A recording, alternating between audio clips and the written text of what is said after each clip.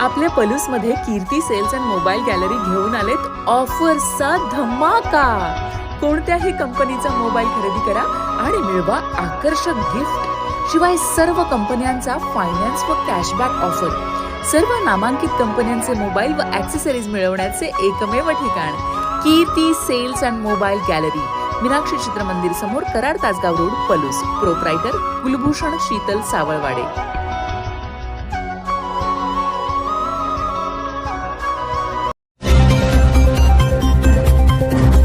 परभणी येथील घटनेच्या निषेधार्थ पलूस येथे मूक मोर्चा, पलूस तालुका भीम अनुयायांच्या वतीनं निषेध। परभणी येथे झालेली संविधान शिल्पाची तोडफोड व भीम अनुयायी संविधान प्रेमी सोमनाथ सूर्यवंशी या तरुणाचा न्यायालयीन कोठडीमध्ये झालेला संशयास्पद मृत्यू या घटनांची सखोल चौकशी करून दोषींवर कठोर कारवाई करावी या मागणीसाठी पलूस तालुक्यातील भीम अनुयायी यांच्या वतीनं आज संविधानिक मूक मोर्चा काढण्यात आला। पलूस येथील मुख्य चौकातील छत्रपती शिवरायांच्या अर्धाकृती पुतळ्यास पुष्पहार अर्पण करून या संविधानिक मूक मोर्चाला सुरुवात झाली।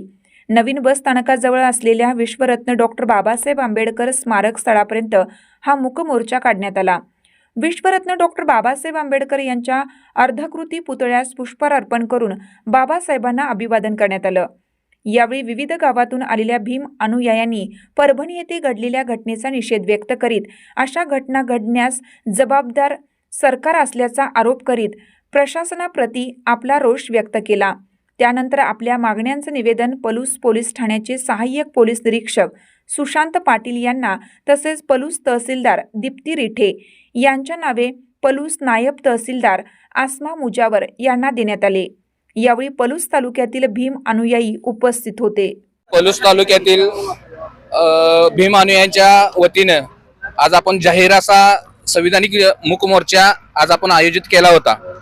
आज आपण परभणी येथे घडलेल्या संविधानावर जो हल्ला झाला, ज्या व्यक्तीला संविधानावर त्या संविधानाची मोडतोड केल्यानंतर ज्या व्यक्तीला तुम्ही मातेपुरू घोषित केलं, खरं तर तो मातेपुरू नसावा, त्याच्या पाठीमागे कोणाचा तरी हात असण्याची दाट शक्यता आहे।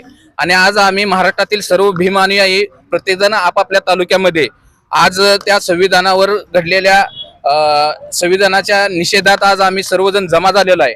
आणि आजपर्यंत आपण बघितलंय की कायमस्वरूपी संविधानावर जर घाला झाला तर फक्त भीम अनुयायीच त्यासाठी जागे होत आहेत। खरं तर आज पाहता भारत देशाचा असा पवित्र असा ग्रंथ असणारं संविधान, या संविधानाला सर्व समाज असतील किंवा सर्व पक्ष असतील, मोठे मोठे पक्ष असतील, या सर्व पक्षांनी या झालेल्या कृतीचा निषेध व्यक्त करायला पाहिजे होता। पण खरं म्हटलं तर महाराष्ट्रात बघितलं तर फक्त यामध्ये भीम अनुयायी सर्वांमध्ये पुढे येत आहेत आणि संविधानाची जोपासना करतायत।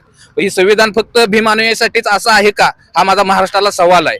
हे संविधान फक्त SC समाजासाठीच आहे का, हा माझा महाराष्ट्राला सवाल आहे। आज आपल्या देशामध्ये विविधतेने नटलेला देश आहे। आज या देशात हजारो धर्म आहेत, हजारो जाती आहेत। या जातीमधला फक्त SC समाजच आज पुढे येऊन संविधान जपतोय का, यासाठी विचारणा आज आम्ही महाराष्ट्रातल्या गृहमंत्र्यांना करणारच आहोत, तसेच मुख्यमंत्र्यांना पण आम्ही करणार आहोत। आज जर अशाच प्रकारे जर महाराष्ट्रातल्या देशातल्या संविधानावर जर हल्ले होत असतील तर आज आम्ही कदापि हे खपवून घेतलं जाणार नाही। आज आम्ही निषेध हा मूक मोर्चा म्हणून केलाय, कारण आम्ही संविधानाला मानणारे लोक आहोत आणि संविधानानुसारच आम्ही आज मूक मोर्चा केलाय। कुठल्याही व्यक्तीला त्रास दिलेला नाही, कुठल्याही बाजारपेठेला आम्ही त्रास दिलेला नाही। याच्या पुढे जर नंतर संविधानावर कोणत्याही पद्धतीचा जर हल्ला होत असेल तर आम्ही इथून पुढचा मोर्चा हा एकदम क्रूर पद्धतीचा व महाराष्ट्र ठप्प करण्याचा मोर्चा आम्ही इथून पुढे करू, एवढीच ग्वाही देतो। थांबतो। जय भीम, जय शिवराय। संविधानाची विटंबना करण्यात आली, त्या देशद्रोही न म्हणता माता फिरू म्हणलं गेलं तर त्याला देशद्रोही घोषित करावा।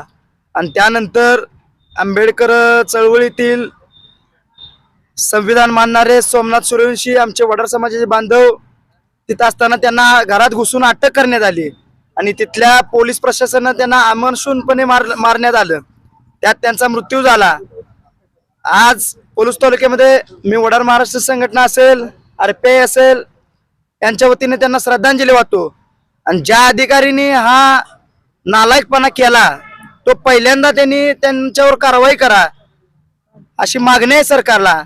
आणि अशा लोकांची खरोखर त्यांना त्या पदावरून हक्कलपट्टी करून त्यांना गाडावरून धिंड काढली पाहिजे. पण आज अविनाश काळेबाग अध्यक्ष यांच्या नेतृत्वाखाली मूक मोर्चा काढण्यात आला. आज फक्त आम्ही मूक मोर्चा करतोय. जर त्यांच्यावर कारवाई नाही झाली तर मी वडार महाराष्ट्र संघटना असेल, RPI असेल, यांच्यावर तीव्रपणाचे आंदोलन आम्ही करू. पहिल्यांदा मी महापुरुषांना वंदन करून जे परभणीमध्ये जी घटना घडली आहे ती निंदनीय आहे. संविधानाची असे जर मोडतोड होत असेल तर त्यांच्या अट्रॉसिटी सारखं नाही तर देशद्रोहाचं गुन्हा करावं असं मी राष्ट्रीय चर्मकार संघाच्या